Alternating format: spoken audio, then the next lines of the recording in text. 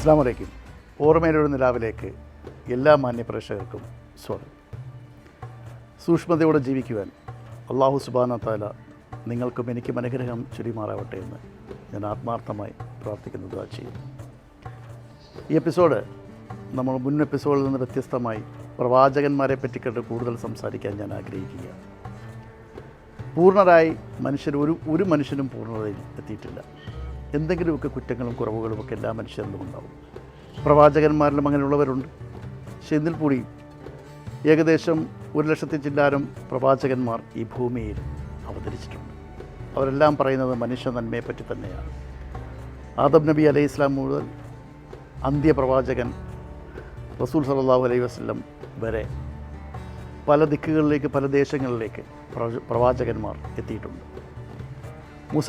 മൂസാ നബി അലൈഹി ഇസ്ലാം, അദ്ദേഹത്തിനും ചെറിയ പോരായ്മകളുണ്ട്. അതായത് വിക്കുണ്ടായിരുന്നു. ആ വിക്ക് മാറ്റാൻ വേണ്ടി പ്രബോധനത്തിന് മുന്നേ അദ്ദേഹം അല്ലാഹു സുബ്ഹാനഹു വ തആലയോട് ഒരുപാട് നേരം പ്രാർത്ഥിക്കുവാൻ, തൻ്റെ വിക്ക് മാറ്റാൻ വേണ്ടി. അദ്ദേഹം ഒരു ദേഷ്യക്കാരനായിരുന്നു, മുൻകോപിയായിരുന്നു. പക്ഷേ എന്നിരുന്നാലും തൻ്റെ പ്രജകളെ നേർമായ്ക്ക് നയിക്കാൻ വേണ്ടി അദ്ദേഹം ഒരുപാട് കഷ്ടപ്പെട്ടിട്ടുണ്ട്. മൂസാ നബി അലൈഹി സ്വലാത്തിൻ്റെയും അള്ളാഹുവുമായിട്ടുള്ള ഒരു സംഭാഷണം നമുക്കെല്ലാവർക്കും അറിയാവുന്ന കാര്യമാണ്.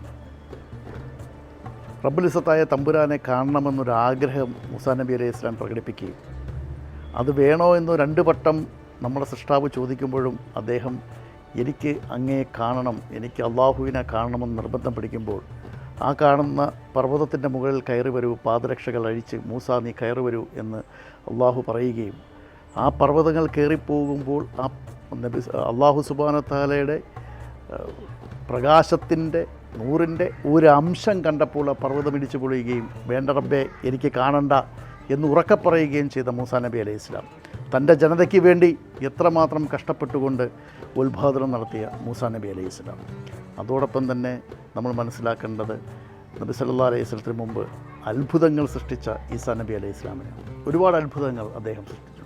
അള്ളാഹുവിൻ്റെ അനുഗ്രഹത്താൽ അള്ളാഹുവിൻ്റെ നിഷ്കർഷ അനുസരിച്ച് അദ്ദേഹം ഒരുപാട് അത്ഭുതങ്ങൾ ഈ ലോകത്ത് കാണിക്കുകയും പ്രബോധനത്തിലൂടെ ഒരുപാട് പേരെ സന്മാർഗത്തിലേക്ക് നയിക്കുകയും ചെയ്തു. ഒരുപാട് പ്രവാചകന്മാർ നമ്മുടെ മുന്നിൽ വന്നിട്ടുണ്ട്. ആ പ്രവാചകന്മാരെല്ലാം മുന്നോട്ട് വന്നത് സന്മാർഗത്തിൻ്റെ മാത്രം ലക്ഷ്യങ്ങൾ മൊത്തമാണ്. തീർച്ചയായിട്ടും സൂക്ഷ്മതയോടെ ജീവിക്കുവാൻ അള്ളാഹു എനിക്കെയും നിങ്ങളെയും അനുഗ്രഹിക്കുമാറാകട്ടെ. ഈ പുണ്യ റമദാനിൽ പ്രവാചകന്മാരുടെ ദിനചര്യകളും നമ്മളുടെ ജീവിതത്തിലേക്ക് സഹായകരമാണ്.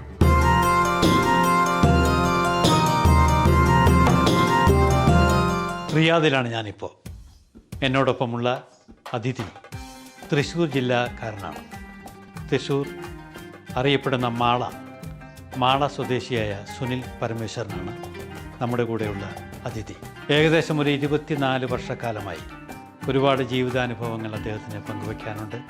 ഈ എപ്പിസോഡിലേക്ക് വളരെ ആദരവോടെ, സ്നേഹത്തോടെ സുനിൽ പരമേശ്വരനെ നമുക്ക് സ്വാഗതം ചെയ്യാം. നമസ്കാരം. നമസ്കാരം. തൃശ്ശൂർ ജില്ല എന്ന് പറയുമ്പോൾ നമ്മൾ അടുത്തടുത്താണ്. എറണാകുളം ജില്ലയും തൃശ്ശൂർ ജില്ല. മാള നല്ലൊരു സ്ഥലമാണ്. കാരണം കെ കരുണാകരൻ്റെ സ്ഥിരം നിയോജക മണ്ഡലം ഒരു കാലത്ത് അല്ലേ, അറിയപ്പെടുന്ന ഒരു സിനിമാ പ്രവർത്തകൻ മാള അരവിന്ദൻ, അങ്ങനെ പ്രശസ്തമായ നാട്. എങ്ങനെയായിരുന്നു പ്രവാസി ജീവിതത്തിന് മുമ്പ് മാളയിലെ ജീവിതം? എൻ്റെ പഠിത്തം കഴിഞ്ഞതിന് ശേഷം ഞാൻ അധികം നാൾ നാട്ടിൽ നിന്നിട്ടില്ല.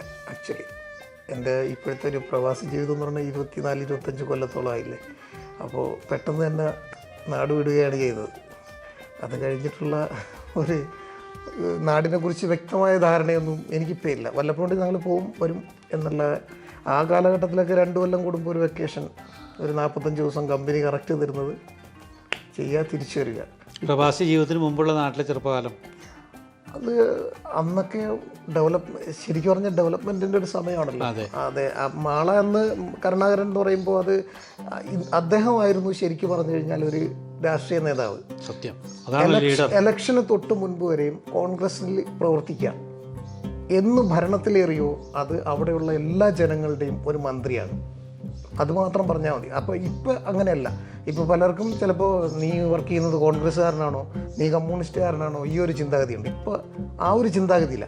പക്ഷേ അന്ന് കാലഘട്ടത്തിൽ ഏത് ജനങ്ങൾ ചെന്നാലും മാളയിൽ നിന്നാണോ ഒരാൾ വന്നതെന്നുണ്ടെങ്കിൽ അയാൾക്ക് വേണ്ട എല്ലാ കാര്യങ്ങളും ഇദ്ദേഹം ചെയ്തു കൊടുക്കുമായിരുന്നു.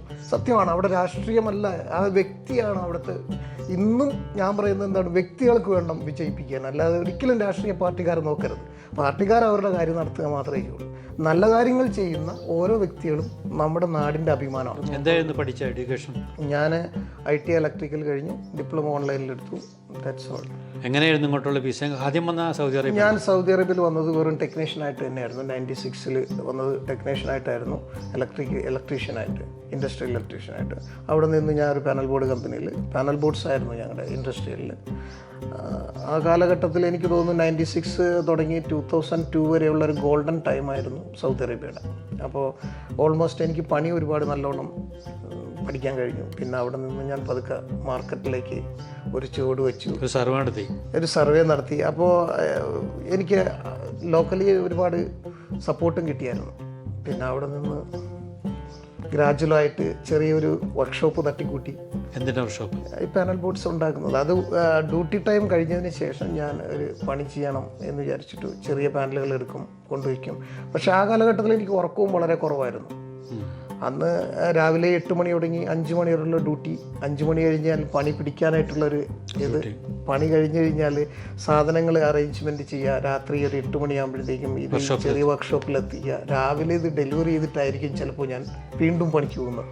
കണ്ടിന്യൂസ് ഒരു 3 മാസമൊക്കെ ഞാനിത് ചെയ്യും. അത് കഴിയുമ്പോൾ ആക്ച്വലി ഇപ്പം എനിക്ക് സങ്കടമുണ്ട് പറയുമ്പോൾ. എൻ്റെ കൈയും കാലൊക്കെയും സ്ക്രൂ ഡ്രൈവർ പിടിച്ചാൽ തിരിയില്ല. ദാറ്റ് മീൻസ് ബോഡി ഹീറ്റപ്പായി. ബോഡി ഹീറ്റപ്പായി കഴിഞ്ഞാൽ പിന്നെ എനിക്ക് ഉറക്കം വരണം. കാരണം 3 മാസം ഞാൻ ഉറങ്ങാതെ പണിയെടുക്കുകയാണ്. റിയൽ ബിസിനസ്സിലേക്ക് ഇറങ്ങിയപ്പോഴാണ് നമുക്കൊരിക്കലും പൈസ കിട്ടാത്തൊരവസ്ഥയാണ് ഇന്ന്. പക്ഷേ ഇവരാരും, നമ്മുടെ ഈ ഗവൺമെൻറ്റിന് ഒരിക്കലും കുറ്റം പറയാൻ പറ്റില്ല. ഈ ഗവൺമെൻറ് നല്ല ഗവൺമെൻറ്റാണ്. ഇവിടുത്തെ ഇപ്പോൾ ഈ 2-3 കൊല്ലത്തിനുള്ളിൽ ഒരു വൻ ജനതയാണ് ശരിക്കും ഇൻ്റർനാഷണൽ ലെവലിലേക്ക് ഒരു ഉയർത്തി നമ്മുടെ രാജാവ് മുഹമ്മദ് സൽമാൻ. ഗ്രേറ്റാണ്, സത്യമാണ്. അദ്ദേഹത്തിനെ കണ്ടുപഠിക്കണം നമ്മുടെയൊക്കെ ഗവൺമെൻറ്റുകൾ. അവരുടെ ജനങ്ങൾക്ക് വേണ്ടി ചെയ്യുന്ന കാര്യങ്ങൾ എന്തുമാത്രം നല്ല കാര്യങ്ങളാണ് ചെയ്യുന്നത്. എനിക്ക് തോന്നുന്നുണ്ട് 2030 രാജാവ് ഇത് ചെയ്തേക്കുന്ന ഒരു കാര്യമാണ്. 2030 കഴിഞ്ഞാൽ എനിക്ക് തോന്നുന്നു ഈ ഭയങ്കര വെറൈറ്റി ആയിരിക്കും. ഈ രാജ്യം എന്ന് പറയുന്നത് എല്ലാവരും ഉറ്റുനോക്കുന്ന ഒരു കാര്യം തന്നെ. ഇവരുടെ പണമുണ്ട്, ഒപ്പം തന്നെ അവർ നല്ല രീതിയിൽ അവരുടെ പ്രജകളെ നോക്കുന്നുണ്ട്. ഉള്ള കാര്യമാണ്. നമ്മുടെ രാജ്യത്ത് എന്ത് ചെയ്യണേ? ഒന്നും കിട്ടില്ല. കിട്ടുന്നവരെ പിടിച്ച് പിഴിയാന്നല്ലാതെ വേറെ ഒരു കാര്യം ചെയ്യില്ല. ഇവിടെ ഈ സ്വദേശിവൽക്കരണമുണ്ട്. സൗദികൾ നമ്മൾ ജോലി ചെയ്യിപ്പിക്കണമെന്ന് അങ്ങനെയുള്ള ഒരു തീരുമാനമില്ല ഇവിടെ. അത് തീരുമാനം ഗവൺമെൻറ് സൈഡിലുണ്ടെങ്കിലും മിക്ക ആളുകളും വർക്ക് ചെയ്യുന്നുണ്ട്. ഇപ്പോൾ എസ്പെഷ്യലി സൗദികളായിരിക്കില്ല ഇപ്പോൾ വർക്ക് ചെയ്യുന്നത്. ഏറ്റവും കൂടുതൽ ലേഡീസാണ്. ലേഡീസ് നല്ലോണം വർക്ക് ചെയ്യുന്നുണ്ട്. അവരെ നമ്മളൊരു പണിക്ക് വെച്ച് കഴിഞ്ഞാൽ വളരെ വർക്ക് ചെയ്യും. അതെ, ലേഡീസാണ് ഇവിടെ ഏറ്റവും കൂടുതൽ വർക്ക് ചെയ്യുന്നത്. ഏത് ഓഫീസിൽ പോയാലും നിങ്ങൾക്ക് ഇപ്പോൾ കൗണ്ടറിലായാലും ഈവൻ എൻജിനീയറിംഗ് സെക്ഷനിൽ പോലും ലേഡീസ് വർക്ക് ചെയ്യാൻ തുടങ്ങി ഇവിടെ. ശരി. അവരൊക്കെ എഡ്യൂക്കേറ്റഡ് ആയി, ഹൈലി എഡ്യൂക്കേറ്റഡ്. സുനിലിന് ഒരുപാട് അപ്ഡേറ്റഡ് ചിന്തിക്കുന്ന ആളാണ്. സുനിലിൻ്റെ ഇനിയുള്ള സ്വപ്നം എന്താണ്? എൻ്റെ സ്വപ്നം ആക്ച്വലി എനിക്ക് ഇവിടെ തന്നെ കുറച്ചും കൂടി ഡെവലപ്പ് ചെയ്യണം. ഇപ്പം ഞാൻ ഈ കഴിഞ്ഞ കൊല്ലവും ഇവിടെ ചെയ്യുന്ന ബിസിനസ് തന്നെയാണ് ഉദ്ദേശം. അതെ, ഞാൻ ഇവിടെ തന്നെയാണ് കഴിഞ്ഞ കൊല്ലം ഇൻവെസ്റ്റ്മെൻറ്റ് ചെയ്തത്. കിട്ടിയത് മുഴുവനും ഇവിടെ തന്നെ ഇൻവെസ്റ്റ് ചെയ്തു. പാലക്കാട് ഞാനൊരു കമ്പനി ഓപ്പണിങ്ങിൻ്റെ കാര്യം പറഞ്ഞില്ല. എൻ്റെ ബിൽഡിംഗ് കഴിഞ്ഞ് കിടക്കുകയാണ്, റെഡിയാണ്. കഞ്ചിക്കോട് കിൻഫ്രൈഡ് അകത്താണ്. Formulised techno energy, same material, same panels. Actually ഞങ്ങൾ ഒരുപാട് ബൈ ചെയ്യുന്നുണ്ട് എൻക്ലോസേഴ്സ്. അപ്പോൾ ഈ എൻക്ലോസറിൻ്റെ പ്രൊഡക്ഷൻ അവിടെ എടുത്തിട്ട് ഇങ്ങോട്ട് സെയിൽ ചെയ്യാൻ വേണ്ടിയാണ്. അപ്പോൾ കൊറോണ ടൈമിലാണ് ഞാൻ സ്റ്റാർട്ട് ചെയ്തത്. കൊറോണ കഴിഞ്ഞ് കഴിഞ്ഞപ്പോൾ എനിക്ക് മാർക്കറ്റും ബാക്കിയുള്ളതും അവിടുത്തെ സിറ്റുവേഷനൊക്കെ എനിക്ക് പ്രതികൂലമായി ബാധിക്കുമോ എന്നൊരു പേടിയുണ്ടായിരുന്നു. യൂണിയൻ പ്രശ്നമൊക്കെ ഉണ്ടാകും. യൂണിയൻ പ്രശ്നം കിൻഫ്രൈഡകത്ത് അധികം ഫീൽ ചെയ്തിട്ടില്ല എനിക്ക്. ഇനി നാളത്തെ കാര്യം എനിക്കറിയില്ല. അപ്പോൾ അതുകൊണ്ട് മാക്സിമൈസ് ചെയ്യുക, മിഷനൈസിങ്, ആളുകളെ ഒഴിവാക്കുക, കുറച്ച് പണിക്കാരെ വയ്ക്കുക, കൂടുതൽ മെഷീനറി ഉപയോഗിക്കുക, ഇൻവെസ്റ്റ്മെൻറ്റ് കൂടും. നമുക്ക് മറ്റുള്ള ഹെഡേക്ക് ഇല്ലാതെ വരും. നാട്ടിനെ സംബന്ധിച്ച് അത് മാത്രമേ ചെയ്യാനുള്ളൂ. ഇപ്പോൾ നോമ്പ് കാലമാണ് ഇപ്പോൾ. അതെ. റംസാൻ എങ്ങനെ പോകുന്നു? നോമ്പെടുക്കാറുണ്ടോ? നോമ്പെടുക്കാറുണ്ട്. ബിസിനസ്സൊക്കെ എടുക്കുമോ? അവരെല്ലാവരും ഇന്നിപ്പോൾ എല്ലാവരും നോമ്പാണ്. മിക്കപ്പോഴും നോമ്പൊക്കെ തന്നെയാണ്. എന്തായാലും ഇവിടെ ഈ റംസാൻ കാലത്ത് ഉള്ള ചേഞ്ചസ് ഇതൊക്കെയാണല്ലേ? അതെ, ഇവിടെ ഇപ്രാവശ്യം ഒന്നും കുഴപ്പമൊന്നുമില്ല. ഇപ്പോഴത്തെ ക്ലൈമറ്റും നല്ല ക്ലൈമറ്റിലാണ് റമദാൻ വന്നത്. വലിയ വലിയ ഇഫ്താറുകൾ നടക്കാറുള്ള ഒരു സ്ഥലമാണ് മിഡിൽ ഈസ്റ്റ്. അതെ. അപ്പോൾ സൗദിയിലൊക്കെ ഒരുപാട് കുറച്ച് പേരൊന്നുമല്ല, നമ്മുടെ നാട്ടിലൊക്കെ വളരെ കുറച്ച് പേരെ വെച്ച് നടത്തുമ്പോൾ ഇത് 5000-10,000 ഒക്കെ വെച്ചിട്ട് ഇഫ്താറിൻ്റെ കഥകൾ ഞാൻ കേട്ടു. അങ്ങനെയുള്ള ഇഫ്താർ വിരുന്നുകളിൽ പങ്കെടുക്കാറുണ്ടോ? ഇല്ല, ഞാൻ അങ്ങനെ പോയിട്ടൊന്നുമില്ല. ഈ കൂട്ടായ്മയുടെ ഒക്കെ ഇടയ്ക്ക് ഉണ്ടാവും, അങ്ങനെയൊക്കെ പോകും. പിന്നെ രണ്ടാമത്തെ കാര്യം, നമുക്ക് നേരം ഉണ്ടാവാറില്ല സത്യം പറഞ്ഞു കഴിഞ്ഞാൽ. റംസാൻ ടൈം ആകുമ്പോൾ എന്താ പ്രശ്നം എന്ന് വെച്ച് കഴിഞ്ഞാൽ, ഈ ഡ്യൂട്ടി ടൈം എന്ന് പറയുന്നത് രാവിലെ 6 തുടങ്ങി 12 വരെയും അല്ലെങ്കിൽ 2 മണി വരെ ഉണ്ടാവും. അത് കഴിഞ്ഞാൽ വീണ്ടും 8 മണി തുടങ്ങിയിട്ട് വീണ്ടും 2 മണി വരെ കാണും. അപ്പോൾ ഈ ഒരു സമയത്ത് നമുക്ക് ഫുൾ ലോഡായിരിക്കും. പിന്നെ 2 മണിക്കൂറായിരിക്കും ഈ ഇത്തരത്തിലുള്ളൊരു സമയം കിട്ടുന്നത്. ഈ കൊല്ലം ഇപ്പോൾ ഇത്തിരി ഞാൻ ഫ്രീ ആണ് ആക്ച്വലി. കഴിഞ്ഞ കൊല്ലമൊക്കെ ഭയങ്കര എൻഗേജ്ഡ് ആയിരുന്നു. കൊറോണ സമയത്ത് എനിക്ക് വൻ നഷ്ടമായിരുന്നു കമ്പനി. അതിൽ നിന്ന് ഞാൻ ഈ കഴിഞ്ഞ കൊല്ലമാണൊന്ന് പിക്ക് ചെയ്ത് റെഡിയായി പഴയ ഇതിലേക്ക് വന്നിട്ടുള്ളൂ. സുനിലിൻ്റെ ഫാമിലിയെ കുറിച്ചൊന്ന് പറ. എൻ്റെ ഫാമിലി, വൈഫ്, അച്ഛൻ മരിച്ചുപോയി, അമ്മ. അതെ. അമ്മയുടെ പേര് രത്നമ്മ. അമ്മ ഇപ്പോൾ ചേട്ടൻ്റെ വീട്ടിൽ തന്നെയാണ്. പിന്നെ 2 സഹോദരിമാരുണ്ട്, 2 പേരും സെറ്റിൽഡാണ്. പിന്നെ എനിക്ക് 3 മക്കൾ. മൂത്താള് ബിടെക്കിന് പഠിക്കുന്നു. മോനാണോ? അതെ. എവിടെ പഠിക്കുന്നു? പാലയിൽ സെൻറ്റ് ജോസഫ്. അതാണ് മോൻ വന്ന് ജോയിൻ ചെയ്യുമെന്ന് പറഞ്ഞു ടൂറിന്. അതെ. സെൻറ്റ് ജോസഫ് എഞ്ചിനീയറിംഗിൽ പഠിക്കുന്നുണ്ട്. മോൻ്റെ പേര്? ആഷിഖ് സുനിൽ. രണ്ടാമത്തെ ആള് അശ്വന്ത്. ഇവിടെ തന്നെ ഞങ്ങൾ 3 പേരുണ്ട്. ഇപ്പോൾ അവൻ 10th പഠിക്കുന്നുണ്ട്. മൂന്നാമത്തത് ഐശ്വര്യ. കണ്ടേ? അതെ. എല്ലാവരും പഠിക്കണം. അതെ. എല്ലാവരും തമ്മിലൊരു 7 years ഡിഫറെൻ്റ് ആണ്. ശരി. മിസ്സസിൻ്റെ പേരെന്താ? ഷാരിക സുനിൽ. ഇവിടെ എന്തെങ്കിലും എൻഗേജഡ് ആണോ? ഇല്ല, ഹൗസ് വൈഫാണ്. ഒന്നുമില്ല. അതെ.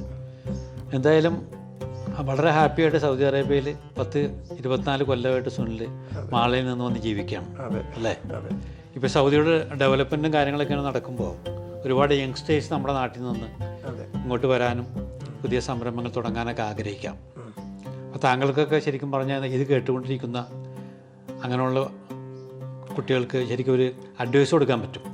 എങ്ങനെ ആകണം, എവിടെ തുടങ്ങണം, എന്താകണം എന്നൊക്കെ. അവർ ഒരു കാരണവശാലും വന്ന് ഡയറക്റ്റ് ഒരു ഇൻവെസ്റ്റ്മെൻറ്റിന് വരരുത്. ഇവിടെ വന്ന് ആദ്യം സ്റ്റഡി ചെയ്യുക.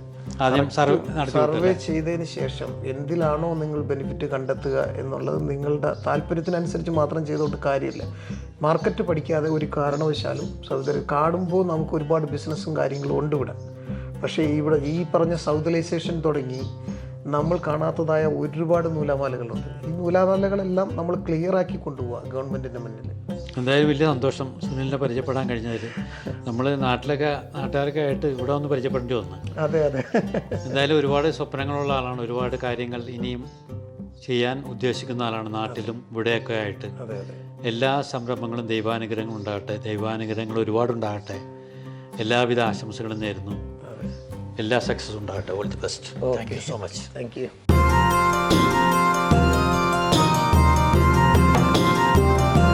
അസ്സലാമു അലൈക്കും. ആത്മവിശുദ്ധിയുടെ ഹൃദയ ശുദ്ധീകരണത്തിൻ്റെ പുണ്യമാസം റംസാൻ അറേബ്യയിൽ നിന്ന് ആദ്യത്തെ 10 കഴിഞ്ഞിരിക്കുന്നു. എന്നോടൊപ്പമുള്ള അതിഥി, ഓർമ്മയിലൊരു നിലാവിലെ ഇന്നത്തെ വിശിഷ്ടാതിഥി ശ്രീ അബ്ദുൽ ഖാദറാണ്. മലപ്പുറം ജില്ലയിലെ ചെളാരിയിൽ നിന്നുള്ള അബ്ദുൽ ഖാദർ സാഹിബിനെ വളരെ ആദരവോടെ നമുക്ക് ഈ എപ്പിസോഡിലേക്ക് സ്വാഗതം ചെയ്യാം. അസ്സലാമു അലൈക്കും. വലൈക്കും അസ്സലാം വറഹ്മത്തുള്ളാഹി. വലിയ സന്തോഷം നമ്മുടെ എപ്പിസോഡിലേക്ക് താങ്കളെ പരിചയപ്പെടുത്താൻ കഴിഞ്ഞതിൽ. മലപ്പുറം ജില്ല എന്ന് പറയുമ്പോൾ കേരളത്തിൽ വലിയ സൗഹാർദ്ദം സൂക്ഷിക്കുന്ന, സ്നേഹം തരുന്ന, മാത്രമല്ല ഇന്ത്യയിൽ തന്നെ എന്ന് പറയാം. അതെ, ഫുട്ബോളിനെ ഇഷ്ടപ്പെടുന്ന ശരിക്കും പറഞ്ഞാൽ ചേളാരി എന്ന് പറയുമ്പോൾ പെട്ടെന്ന് ഞാനൊക്കെ ധരിച്ചിരുന്ന കോഴിക്കോട് ജില്ലയാണെന്ന്. കാരണം എയർപോർട്ടിനും യൂണിവേഴ്സിറ്റിക്കൊക്കെ അടുത്തല്ലേ. അതെ. പക്ഷെ അത് ആക്ച്വലി മലപ്പുറം ജില്ലയിലാണ്. 1/4 നൂറ്റാണ്ട് കഴിഞ്ഞിരിക്കുന്നു അല്ലേ? അതെ, പ്രവാസിയായിട്ട്. വീട്ടിലാരെങ്കിലും അതിനു മുമ്പ് പ്രവാസികളുണ്ടായിരുന്നു? അപ്പോൾ എൻ്റെ ജ്യേഷ്ഠനായിരുന്നു. ഞാൻ വരുന്നതിന് ഒരു 2-3 വർഷം മുമ്പ് ജ്യേഷ്ഠൻ ഇവിടെ വന്നിട്ടുണ്ടായിരുന്നു. അങ്ങനെ ജ്യേഷ്ഠനാണ് എന്നെ ഇങ്ങോട്ട് കൊണ്ടുവരുന്നത്. എനിക്ക് ഗൾഫിലേക്ക് വരണം എന്നുള്ള അതിയായ ആഗ്രഹം കൊണ്ട് വന്നതാണ് ഞാൻ. ആണല്ലേ? ഇവിടെ വരുമ്പോൾ സൗദി അറേബ്യ അന്നത്തെ കാര്യങ്ങളൊക്കെ ഇവിടെ വന്നപ്പോൾ പിന്നെ ഏകദേശം എനിക്കൊരു ഒരു ധാരണയായി പിന്നെ സൗദി അറേബ്യ എന്താണെന്നുള്ള. അന്ന് 20 വർഷം ഞാൻ അവിടെ ജോലി ചെയ്തു. ആ 20 വർഷം, അതായത് ഒരു 10-12 വർഷം കഴിഞ്ഞപ്പോൾ തന്നെ ഞാനൊരു ചെറിയൊരു ഫേം തുടങ്ങി. അബുദാബിയിൽ ഞാനും എൻ്റെ ജ്യേഷ്ഠനും അനിയനും കൂടെ കൂടിയിട്ട് ഒരു ചെറിയതായിട്ടൊരു ഓഫീസ് ഇട്ടിട്ട് തുടങ്ങിയതാണ്. ഇപ്പൊ ഈ കടയുടെ പേരെന്താ? റവാബി. റവാബിയിൽ ഒരൊറ്റ റവാബി എന്ന് പറയുമ്പോൾ അതിന്റെ അർത്ഥം ജമാല അൽ റവാബി. അല്ല, അതിന്റെ അർത്ഥമുള്ള വാക്ക് റവാബി. ജമാല എന്ന് പറഞ്ഞാൽ ഒരു വ്യക്തിയുടെ പേരാണ്. നമ്മളെ ഈ ആദ്യം ഇപ്പം ഉണ്ടായിരുന്ന കഫീലിൻ്റെ കുടുംബമായിട്ട് ബന്ധപ്പെട്ടുള്ളൊരു പേരാണ്. റവാബി എന്ന് പറഞ്ഞൊരു പുതുവസന്തം. അങ്ങനെ കസ്റ്റമേഴ്സ് അങ്ങനെ അറബ്സ് ആണോ മറ്റുള്ള ആൾക്കാരാണോ? എല്ലാം. ഈ ഓർമ്മയിൽ ഒരു നിലാവെന്നുള്ള നമ്മുടെ എപ്പിസോഡ് നമ്മളിപ്പോൾ ഇരിക്കുന്ന പരിശുദ്ധ റമദാൻ മാസത്തിലെ ഏറ്റവും പരിശുദ്ധവും പവിത്രവുമായ രാജ്യത്താണ്. ഏറ്റവും പ്രിയപ്പെട്ട രാജ്യം. നോമ്പിനെ കുറിച്ച് ഓർക്കുമ്പോൾ നാട്ടിലെ നോമ്പ് ഒരു കാലത്ത് ബാല്യകാലത്തെ നോമ്പ്, പിന്നീട് നമുക്ക് ഇങ്ങോട്ട് വരാം. അതിനെക്കുറിച്ച് നമ്മൾ ആദ്യം നോമ്പെടുക്കുമ്പോൾ സ്വാഭാവികമായിട്ടും വീട്ടിലെ വാപ്പയും ഉമ്മയൊക്കെ നിർബന്ധിച്ച് നോമ്പ് നോക്കുന്നു. അവർ നമ്മളെ ഭക്ഷണമൊക്കെ നമുക്ക് കഴിപ്പിക്കുന്നു. അതൊക്കെ ഒരു പ്രത്യേക അനുഭവം തന്നെയാണ്. അന്ന് അത്താഴത്തിനൊക്കെ വിളിച്ച് ഫുഡൊക്കെ കഴിപ്പിക്കുന്നതൊക്കെ അതങ്ങനെ ആ കഴിപ്പിക്കുന്നതും അത് കഴിഞ്ഞ് പള്ളിയിൽ പോയി നിസ്കരിച്ച് വരുന്നു. പിന്നെ ഒരു സുഖമായ ഒരു ഉറക്കം. അങ്ങനെയൊക്കെ അതൊക്കെ നാട്ടിലൊക്കെ. നമ്മൾ ഇങ്ങോട്ട് വരുമ്പോൾ എല്ലാവരും പറയും നോമ്പ് നോക്കാൻ ഏറ്റവും നല്ല സ്ഥലം ഗൾഫ് രാജ്യങ്ങളാന്ന് പറയും. നോമ്പെടുക്കാൻ ഇവിടെ തന്നെയാണ് സൗകര്യം. കാരണം ആ ക്ഷീണം ഇവിടെ സത്യത്തിൽ അറിയത്തില്ല. നാട്ടിലെ നാട്ടിലെ രീതിയും ഇവിടുത്തെ രീതിയായിട്ട് മാറ്റമുണ്ട്. അതുകൊണ്ട് എനിക്കാണ് ഇവിടുത്തെ നമ്മൾ സിസ്റ്റമാറ്റിക് ആയിട്ട് പോവുകയാണ്.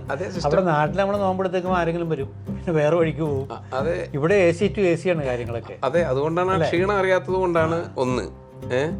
പിന്നെ അവരുടെ ജോലി ഇവിടെ എന്നും ജോലി തന്നെയാണല്ലോ. അപ്പോൾ ആ ജോലി എടുത്ത് അതങ്ങനെ പോകുമ്പോൾ അതങ്ങനെ ഒരു കണ്ടിന്യൂഷൻ ആയിട്ട് അങ്ങനെ പോകുന്നതുകൊണ്ട് അറിയത്തില്ല. നമ്മുടെ നാട്ടിലെ കൂടുതൽ ഇഫ്താർ വിരുന്നുകൾ ഇവിടെയാണ് അല്ലേ? ഇവിടെ ഇഷ്ടം പോലെ ഉണ്ട്. ഇപ്പോൾ ഓരോ ഞങ്ങൾക്ക് കമ്പനിയുടെ ഇതാണ് അധികം ഉണ്ടാവാറ്. പിന്നെ സംഘടനകളതുണ്ടാവും. ഇപ്പം 2-3 ദിവസം മുമ്പ് MESൻ്റെ ഉണ്ടായിരുന്നു, മുസ്ലിം എഡ്യൂക്കേഷണൽ സൊസൈറ്റിയുടേത്. ഇനിയിപ്പം നാളെ മറ്റേ ഒരു കമ്പനിയുടേതുണ്ട്. ഇവിടെ നിന്നിട്ട് അങ്ങോട്ട് നാട്ടിലോട്ട് നോക്കുമ്പോൾ ഇപ്പൊ നടക്കുന്ന രാഷ്ട്രീയ കളികൾ അല്ലെങ്കിൽ രാഷ്ട്രീയ രീതിയോട് തീരെ യോജിക്കാൻ പറ്റുന്നില്ല.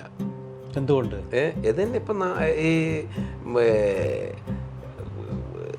രാഷ്ട്രീയ ഇപ്പോഴത്തെ രാഷ്ട്രീയ ഒരു ഇതുണ്ടല്ലോ. കാരണം കുതിരക്കച്ചവടവും പിന്നെ ഇന്ത്യ മഹാരാജ്യത്ത് കൂടുതലാണ്. അതെ, മറ്റുള്ള സ്റ്റേറ്റുകൾ. മറ്റത് നമ്മളെ രാഷ്ട്രീയത്തിന് ഒരു വാല്യൂ, ഒരു നല്ലൊരു വാല്യൂ ആയിരുന്നു. ഇപ്പൊ അതില്ലല്ലോ. ജനാധിപത്യ മൂല്യം ഇല്ല. ഇപ്പൊ വിലക്ക് വാങ്ങുകയല്ലേ. ഇത് കൂടാതെ പേഴ്സണലായിട്ട് ചോദിക്കണം, വ്യക്തിപരമായിട്ട് വേറെ എന്തിനോടൊക്കെ താല്പര്യം? സിനിമ അല്ലെങ്കിൽ ഫുട്ബോൾ, പിന്നെ മറ്റുള്ള ആക്ടിവിറ്റീസ്? ഫുട്ബോളിനോട് ഉണ്ട്. ഫുട്ബോൾ, ക്രിക്കറ്റ് അതിനോടൊക്കെ താല്പര്യമുണ്ട്. പിന്നെ സിനിമ ഒരു കാലത്തൊക്കെ അതിനോട് താല്പര്യം ഉണ്ടായിരുന്നു. ഇപ്പൊ അതിനോടൊന്നും താല്പര്യമില്ല. ക്രിക്കറ്റ് കളിച്ചിരുന്നോ? ക്രിക്കറ്റ് കളിച്ചിരുന്നു. ഫുട്ബോളും ക്രിക്കറ്റിനേക്കാളും ഫുട്ബോളായിരുന്നു കളിച്ചത്. സ്കൂൾ ടീമിലും അതെ അതിലൊക്കെ. ഇപ്പൊ സൗദിയുടെ പറഞ്ഞ പോലെ വലിയ സാധ്യത ഉള്ള, നമുക്ക് ഒരുപാട് പേർക്ക് ഇങ്ങോട്ട് വരുവാനും പുതിയ ബിസിനസ് സംരംഭത്തിനൊക്കെ സാധ്യതയുള്ളൊരു കാലഘട്ടമാണ്. താങ്കൾ 27 വർഷക്കാലമായിട്ട് ഇവിടെ ബിസിനസ്സിലൂടെ വിജയം കൈവരിച്ച ആളാണ്. നമ്മുടെ ഈ ചെറിയ സംസാരം കേൾക്കുമ്പോൾ ചിലപ്പോൾ ചെറുപ്പക്കാർക്ക് താങ്കളിൽ നിന്നും എന്തെങ്കിലും പ്രതീക്ഷിക്കാം. ഒരു വിജയിയായ ബിസിനസ്സുകാരൻ, പ്രവാസി, അവർക്ക് വേണ്ടിയിട്ട് എന്ത് നൽകാൻ കഴിയും? ഒരു വാക്കുകളിലൂടെ അല്ലെങ്കിൽ അനുഭവങ്ങളിലൂടെയുള്ള അവർക്കൊരു ഉപദേശം കൊടുക്കാൻ പറ്റില്ലേ? ഉപദേശം കൊടുക്കാൻ തന്നെ ബിസിനസ്സിനോട് താല്പര്യമുള്ള ആൾക്ക് എൻ്റെ അഭിപ്രായത്തിൽ സൗദി അറേബ്യ നല്ലൊരു സ്ഥലമാണ്, നല്ലൊരു ഇടമാണ്. ഇവിടെ എൻ്റെ കാഴ്ചപ്പാടിൽ ഇവിടെ എൻ്റെ കൂടെ ജോലി ചെയ്തവർ തന്നെ ഇപ്പോൾ ഒരുപാട് ആളുകൾ ഫാക്ടറികളും സ്വന്തമായിട്ട് ബിസിനസ്സും ഉള്ളവരാണ്. ഇപ്പോൾ എൻ്റെ കൂടെ പണിയെടുത്തവർ വരെ. കാരണം ഞാൻ ആദ്യം പറഞ്ഞില്ല, ഈ മണ്ണ് നല്ലൊരു മണ്ണാണ്, ഫലഭൂയിഷ്ടമായ മണ്ണാണ് ഈ മണ്ണ്. ധൈര്യമായിട്ട് വരാം, ബിസിനസ് തുടങ്ങാം. ഇപ്പം അതിനുള്ള എല്ലാവിധ സൗകര്യങ്ങളും ഇവിടുത്തെ ഗവൺമെൻറ് തരുന്നുണ്ട്. അതിന് താല്പര്യമുള്ള ആളുകൾക്ക് അത് ചെയ്യാൻ പറ്റും. ഇവിടെ വിജയിക്കുന്നുമുണ്ട്. ആരും നാട്ടിൽ ഏതെങ്കിലും ബിസിനസ് ചെയ്തിട്ട് പൊളിഞ്ഞു പോകാറാണ് അധികം കാണാറ്. ഇവിടെ ചെയ്തവരൊന്നും എൻ്റെ ഒരു അഭിപ്രായത്തിൽ പൊളിഞ്ഞു പോയിട്ടില്ല, ഞാൻ കണ്ടിട്ടില്ല. വലിയ കാര്യമില്ല. ഇവിടെ എല്ലാവരും പിടിച്ചു നിൽക്കുന്നുണ്ട്. വലിയൊരു മെസ്സേജാണ് അത് പുതിയ കുട്ടികൾക്ക്. ഇവിടെ പിടിച്ചു നിൽക്കുന്നുണ്ട്. അതുകൊണ്ട് തന്നെ ഇപ്പോൾ അതുകൊണ്ടാണ് ഇങ്ങോട്ട് ഒഴുക്ക് കൂടുന്നതും. അതെ അതെ അതെ. എന്തായാലും വരട്ടെ പിള്ളേർ. അതെ, വരട്ടെ പിള്ളേര് ചെയ്യട്ടെ, എല്ലാവരും ബിസിനസ് ചെയ്യട്ടെ. ഇവിടെ ഇപ്പോൾ ലേശം പ്രോഫിറ്റ് കുറയും, പക്ഷെ എന്നാലും അൽഹംദുലില്ലാ ഇവിടെ വളരെ നല്ല രീതിയിൽ പോകുന്നുണ്ട്. Very good. വളരെ തിരക്കുള്ള സമയം, പുണ്യമാസം, പള്ളി കഴിഞ്ഞാണ് നമ്മൾ ഇരുന്നത് ഇപ്പോൾ തറാബിയായിട്ട്. എന്തായാലും ഈ തിരക്കിനിടയിലും നമ്മുടെ കൂടെ ഈ ചാനലിന് വേണ്ടിയിട്ട് വിശേഷങ്ങൾ പങ്കിടാൻ ഒരുപാട് അനുഭവ സമ്പത്തുകൾ. കാരണം വെച്ചാൽ 27 വർഷക്കാലം ചെറിയ കാലമല്ല. അതിനെക്കുറിച്ച് എല്ലാം ചെറുതും വലുതുമായ ഒരുപാട് കാര്യങ്ങൾ പറഞ്ഞു തന്നു. ഒരുപാട് സന്തോഷമുണ്ട്. ഇനിയും ഇനിയും താങ്കളുടെ സ്വപ്നങ്ങൾ പൂവണിയട്ടെ, ഒരുപാട് ഉയരങ്ങൾ കീഴടക്കട്ടെ. എല്ലാവിധ ആശംസകളും നേരുന്നു. അസ്സലാമു അലൈക്കും. അസ്സലാമു വറഹ്മത്തുള്ളാഹി.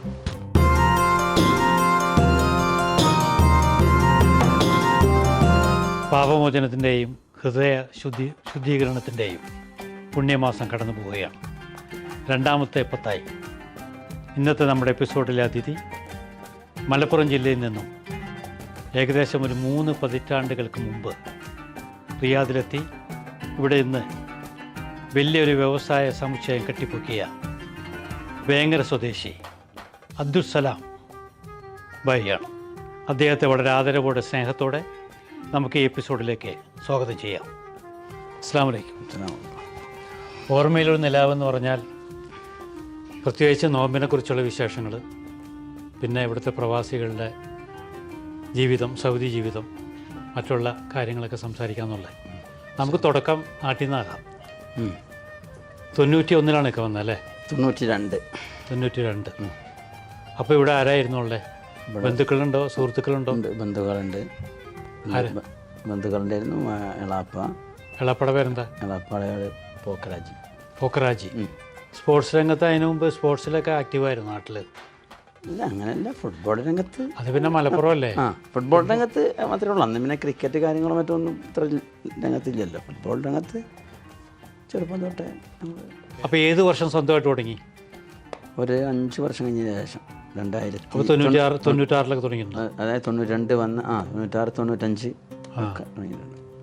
അന്ന് ആദ്യം തുടങ്ങിയ കട വലിയ കടയായിരുന്നു? അല്ല, ചെറിയ ഷോപ്പാണ്. ചെറിയ അതൊന്നും ഉണ്ട്. സ്പോർട്സിൽ ഏറ്റവും കൂടുതൽ താല്പര്യമുള്ള രാജ്യക്കാരാരാ ഇവിടെ കട ഒരു അറിവിൽ? അതിൻ്റെ അറിവിൽ സൗദി ആണ്. അപ്പോൾ നമ്മുടെ നാട്ടിലുള്ള ഒരുപാട് ചെറുപ്പക്കാരും ഇതിനൊക്കെ വേണ്ടി ശ്രമം നടത്തുന്നുണ്ടാവും. നമ്മുടെ സംസാരം കേട്ടുകൊണ്ടിരിക്കുന്ന അവർക്കും ആഗ്രഹങ്ങളുണ്ടാവും. നിലവിൽ ഒരു എസ്റ്റാബ്ലിഷ്ഡായ ബിസിനസ്മാൻ എന്ന നിലയിൽ അബ്ദുസ്സലാമക്കാക്ക് വരുന്ന കുട്ടികളോട് ഒരു ഉപദേശം കൊടുക്കാൻ പറ്റും? എൻ്റെ സിസ്റ്റം എങ്ങനെ അറിയാം? ഞാൻ ഒരാളെ നാട്ടിൽ നിന്ന് സെലക്ട് ചെയ്തെടുക്കുമ്പോൾ തന്നെ നിങ്ങൾ ഈ പറഞ്ഞ പ്രോത്സാഹനം കൊടുത്തിട്ട് എടുക്കൽ. പിന്നെ എൻ്റെ കൂടെയുള്ള ലേബർമാരോട് ഞാൻ പറയലുണ്ട്, ഇതിൽ നിങ്ങൾക്ക് പാർട്ണർഷിപ്പ് കൂടാം. എങ്ങനെ അറിയോ? അവർ എന്നും ഒരു ലേബറായിട്ട് മുന്നോട്ട് പോകണമെന്ന് താല്പര്യമില്ലാത്ത ഒരാളാണ്. ക്യാഷ് ഉള്ളവന് നമ്മുടെ കൂടെ കൂടാനുള്ള എല്ലാ അവസരവും കൊടുക്കലുണ്ട്. ഇക്കാടെ അനുഭവം വെച്ചിട്ട് പുതിയതായിട്ട് ബിസിനസ് തുടങ്ങാൻ പോകുന്ന ഒരു പുതിയ ആളാണെന്ന് വെച്ചോ, അദ്ദേഹത്തിനോട് ഇക്കാക്ക് എന്താ പറയാനുള്ളത്? എൻ്റെ അഭിപ്രായം വെച്ച് ഞാൻ പറയുകയാണെങ്കിൽ ആദ്യം പാലിക്കേണ്ടത് എന്താ അറിയോ? ആദ്യം പാലിക്കേണ്ടത്, നിയ്യത്താക്കേണ്ടത്, ഇതിൽ നിന്ന് കിട്ടുന്ന അതിൽ ഒരു ലാഭത്തിനുള്ള കച്ചവടം അല്ലേ, അതിൽ നിന്ന് ആദ്യം നിയ്യത്താക്കേണ്ടത് അർഹതപ്പെട്ട പാവങ്ങളുണ്ടെങ്കിൽ അതിലേക്ക് നിയ്യത്ത് ചെയ്യുക എന്നുള്ളതാണ്. അതോടുകൂടി ആ സ്റ്റെപ്പ് വളരെയധികം വിജയിക്കും എന്നുള്ളതാണ്. അതാണ് എൻ്റെ ചരിത്രം. എന്തായാലും ഇക്കാടെ ഈ വിശേഷങ്ങൾ ഒരുപാട് ഒരു കുട്ടികൾക്ക് ശരിക്കും പറഞ്ഞൊരു പാഠപുസ്തകമാണ് ആ പറഞ്ഞ കാര്യം. വളരെ ശ്രദ്ധേയമായ കാര്യം. നമ്മളിപ്പോൾ ഈ ഇരുന്ന് സംസാരിക്കുന്നത് പരിശുദ്ധ റംസാൻ മാസത്തിലാണ്. നോമ്പ് 11ആയി അല്ലേ? റംസാനെക്കുറിച്ച് ഈ ഓർമ്മയിലൊരു നിലാവെന്ന് പറയുന്ന നമ്മുടെ ഈ പരിപാടിയിൽ ഇവിടുത്തെ ഓരോ പ്രവാസിയുടെയും കഴിഞ്ഞുപോയ നോമ്പുകാലം, ചെറുപ്പകാലത്തുള്ള നോമ്പുകാലം, പിന്നെ ഇവിടെ വന്നിട്ടുള്ള നോമ്പുകാലം, അങ്ങനെ നമുക്ക് തിരിക്കാം. ഇക്കടെ ചെറുപ്പകാലത്തുള്ള നോമ്പുകാലം വീട്ടിൽ പാപ്പയും ഉമ്മയൊക്കെ ആയിട്ട് ഉള്ള ആദ്യം നോമ്പ് പിടിച്ച കാലമൊക്കെ ഓർമ്മയുണ്ടോ? ആദ്യത്തെ നോമ്പിൻ്റെ ഓർമ്മ എന്ന് പറഞ്ഞാൽ നമ്മൾ ആദ്യം നോൽക്കുന്നതൊക്കെ കൂടെ നിൽക്കുന്ന ആളുകൾ നീ നോറ്റുക്കണമെന്ന് ചോദിച്ചാൽ നോറ്റുക്കണമെന്ന് പറയാൻ വേണ്ടിയുള്ള നോൽമ്പായിരുന്നു ആ ചെറുപ്പമൊക്കെ. അങ്ങനല്ലേ? ഈ എത്ര എണ്ണം നോറ്റ് നിൽക്കും? അങ്ങനെ ആ സമയത്ത് ഞാൻ 10 എണ്ണം നോറ്റു, 8 എണ്ണം നോറ്റു എന്ന് പറയുന്ന ആ ഒരു കാലഘട്ടമാണ്. അത് ദിവസത്തിൽ എണ്ണം പറയാൻ വേണ്ടി മാത്രമേ. അതല്ല, പക്ഷേ നമ്മൾ ഇവിടെ നോമ്പ് വെച്ച് നോക്കുമ്പോൾ നാടും ഇവിടെയും വ്യത്യാസം തന്നെയാണ്. നാട്ടിൽ ശരിക്ക് നോമ്പ് നോറ്റ് സാധാരണ ഇവിടെ നോമ്പിന് നമ്മൾ കിടന്നുറങ്ങല്ലേ, 12 മണി ഉച്ചവരെ കിടന്നുറങ്ങണം. നാട്ടിലതല്ല, നാട്ടിൽ സാധാരണത്തെ പോലെ കാലത്തിറങ്ങണേ, ഒരു വ്യത്യാസമില്ല. അപ്പോൾ നോമ്പിൻ്റെ ശരിക്കും ഇതിൻ്റെ മൂല്യം, ശരിക്കും അതിൻ്റെ ഒരു ഭക്തി കൂടുതൽ കിട്ടുക അവിടെ തന്നെ. പക്ഷെ എന്നാൽ ഇബാദത്തിന് സമയം കിട്ടൽ ഇവിടുത്തെ ഇഫ്താർ വിരുന്നിനെ കുറിച്ചൊക്കെ ഒന്ന് വിശദീകരിക്കാമോ? അല്ല, ഇഫ്താർ ശരിക്കും ക്യാംസീസിൻ്റെ ഓപ്പിൽ നടക്കുന്നുണ്ട്. ഒക്കെ വളരെ നല്ല, അതായത് നല്ലൊരു മറ്റുള്ളവർക്ക് പ്രചോദനമുള്ള ഒന്ന് തന്നെയാണ്. ഇപ്പോൾ അൽഹംദുലില്ലാ നല്ല രീതിയിൽ സമാധാനത്തിൽ സന്തോഷത്തിൽ പോവുകയാണെന്ന് പറഞ്ഞു കഴിഞ്ഞു. ഇനി എന്താണ് ഒരു സ്വപ്നം? നല്ല ചോദ്യമാണ്. എന്നാൽ മറുപടി നിങ്ങൾ പ്രതീക്ഷിക്കാത്തതാണ്. ഒരു സ്വപ്നങ്ങളും ഇല്ല. സ്വപ്നം ഇത് മാത്രമേ ഉള്ളൂ. ഞാൻ എപ്പോഴും അള്ളാഹിനോട് പ്രാർത്ഥിക്കൽ ഇതാണ്: തന്നത് റബ്ബെ നീ നിലനിർത്തിക്കൊണ്ടാണ്. ഇതിന് ഉയർച്ചക്കും പ്രാർത്ഥിക്കും. അല്ലാതെ പിന്നെ ഇതിൻ്റെ മേലേക്ക് എന്നൊരു സ്വപ്നം എന്ന് പറയുമ്പോൾ അങ്ങനെയല്ലേ, അങ്ങനെ തന്നെ ആണല്ലോ അല്ലേ? ഇതിലേറെ വലിയൊരു സ്വപ്നങ്ങളൊന്നുമില്ല. അങ്ങനെ കുറേ ഉയർച്ചയിലെത്തണം, ഇതിൻ്റെ അപ്പുറത്തേക്ക് എത്തണം. ഞാൻ മറ്റുള്ള ആളുകളെ, ഒരുപാട് ഉയർച്ചയിൽ നിൽക്കുന്ന ആളുകളെ കാണുന്നുണ്ട്, അവിടേക്ക് എനിക്ക് എത്തണം എന്ന് ഞാൻ ആഗ്രഹിക്കില്ല. പക്ഷെ ആദ്യമായിട്ടാണ് ഒരു വ്യക്തി എനിക്ക് ഇനി വലിയ സ്വപ്നങ്ങളൊന്നുമില്ല, എനിക്ക് കിട്ടേണ്ടതൊക്കെ അള്ളാഹു തന്നു എന്ന് പറയുന്നത്. അത് താങ്കളുടെ നിലപാടിന്, താങ്കളുടെ വ്യക്തിത്വത്തെ സൂചിപ്പിക്കുന്ന ഒരു മഹത്തായ കാര്യമാണ്. എന്തായാലും ഇക്കാനെ പരിചയപ്പെടാനും ചാനലിനെ പരിചയപ്പെടുത്താനും ഈ സംസാരം ഒക്കെ ഉണ്ടാകാനൊക്കെ സാധിച്ചതിൽ മഹാഭാഗ്യമായിട്ട് ഞാൻ കരുതുകയാണ്. വളരെ തിരക്കിനിടയിൽ ഒരിത്തിരി കാര്യം പറഞ്ഞിട്ടുള്ളൂ ശരിക്കും പറഞ്ഞു. എന്തായാലും ഒരുപാട് സന്തോഷം. അള്ളാഹുവിൻ്റെ അനുഗ്രഹം ഇനിയും ഉണ്ടാകട്ടെ. എല്ലാ ആശംസകളും നേരുന്നു. സന്തോഷം. അസ്സലാമു അലൈക്കും.